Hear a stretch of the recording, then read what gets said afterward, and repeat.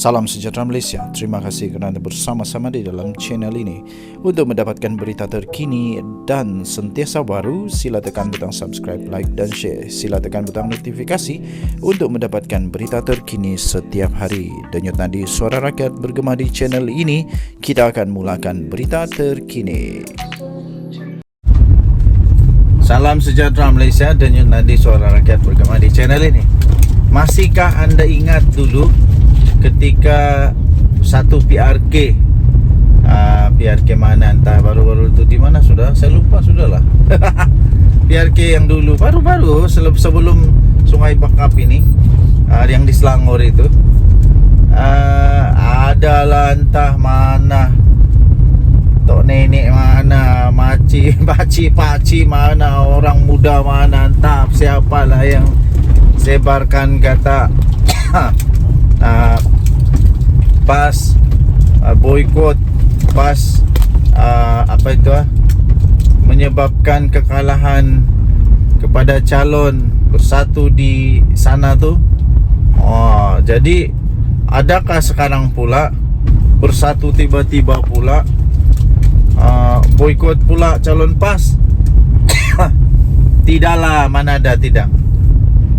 Adakah bersatu tiba-tiba mau balas dendam? Mau balas dendam kerana calon dia kalah. Kali ini ambil engkau, rasa engkau PAS. Apa kami rasa yang kalah? Adakah begitu? Tiadalah, tidaklah sampai begitu pun kan? Tidaklah sampai begitu pun kan? Tapi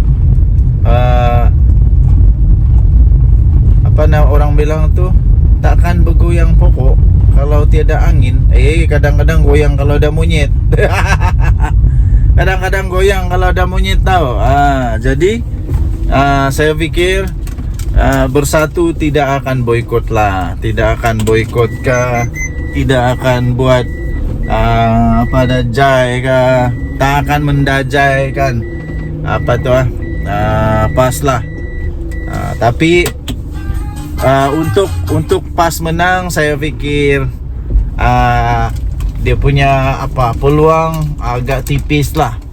Lagi pula dulu, saya nak beritahu dulu, PAS menang hanya dengan majoriti yang kecil, bukan majoriti besar pun, majoriti 1000 lebih je. Jadi kalaulah calon undi daripada BN dulu dapat ditarik kepada calon Pakatan Harapan BN sekarang ini, memang sah-sah. Kerajaan Perpaduan sudah menang lah, memang sah-sah. Calon daripada Pakatan Harapan ini menang lah, dan sah-sah PAS kalah. Okey, jadi boykot-memboykot ini satu benda yang sepatutnya tidak adalah dalam politik, apalagi di dalam satu kerjasama, apalagi kalau di dalam satu perikatan. Tidak sesuai lah memboikot ni. Kalau dari dulu memang tidak bengam, kenapa mau bersama-sama pula? Kenapa mau berkawan kalau dari dulu memang tidak bengam? Kalau memang tidak bengam, berpisah ajalah. PAS dan bersatu berpisah ajalah, daripada membuat lakonan itu lakonan ini lagi bikin bingung rakyat.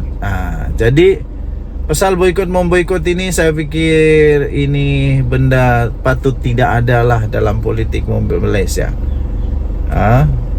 Jadi sokonglah PH BN bersokong berhabis, PAS dan bersatu bersokong berhabislah kamu. Setakat ini belum ada lagi berita tentang boykot-memboykot ini di Sungai Bakap. Kita harap semuanya bagus-bagus saja. Kita harap semuanya akan berjalan dengan adil dan saksama. Barulah lawan dengan adil, menang dengan berkehormatan. Denyut nadi suara rakyat bergema di channel ini. Bye-bye. Salam sejahtera Malaysia. Denyut nadi suara rakyat bergema di channel ini. Ramalan tok kado. ramalan Tokado, ramalan daripada apa nama ni, Nenek Kebayan, ramalan daripada banyak lagi lah. Penunggu gua menyatakan bahawa PAS akan kalah teruk di PRK Sungai Bakap. Di PRK Sungai Bakap, PAS akan kalah teruk sampai penyokong-penyokong PAS akan nangis-nangis kerana tidak menyangka bahawa mereka akan kalah di Sungai Bakap, walaupun sudah mengeluarkan semua ceramah dengan teknik-taktik yang berbeza, termasuklah taktik putar belit, termasuklah taktik membuat contoh yang tidak relevan, termasuklah memberikan contoh-contoh yang membingungkan. Lepas tu termasuklah memberikan contoh-contoh yang direka-reka tapi langsung tidak masuk akal. Antaranya ISO, moto, naik macam-macam lah. Dan kemungkinan besar kekalahan calon PAS ini adalah disebabkan kerana kesilapan memilih calon oleh PAS. Kesilapan memilih calon oleh PAS. Jadi tuan-tuan dan puan-puan yang dihormati sekalian, adakah orang-orang di Sungai Bakap akan mengundi? Ada komen lah, ada komen tadi saya dapat ya, ada komen yang tadi saya dapat, komen daripada seorang penonton dalam channel saya ini. Dia kata, saya pun tidak pasti, tapi komen dia kata calon PRK Sungai Bakap dari PAS ini hanya ada SPM, lepas tu dapat SAP. Betulkah? Betulkah? Saya pun tidak pasti. Jadi lebih baik kita jangan percaya dengan benda-benda begitulah. Jangan percaya yang bukan dibuktikan dengan fakta.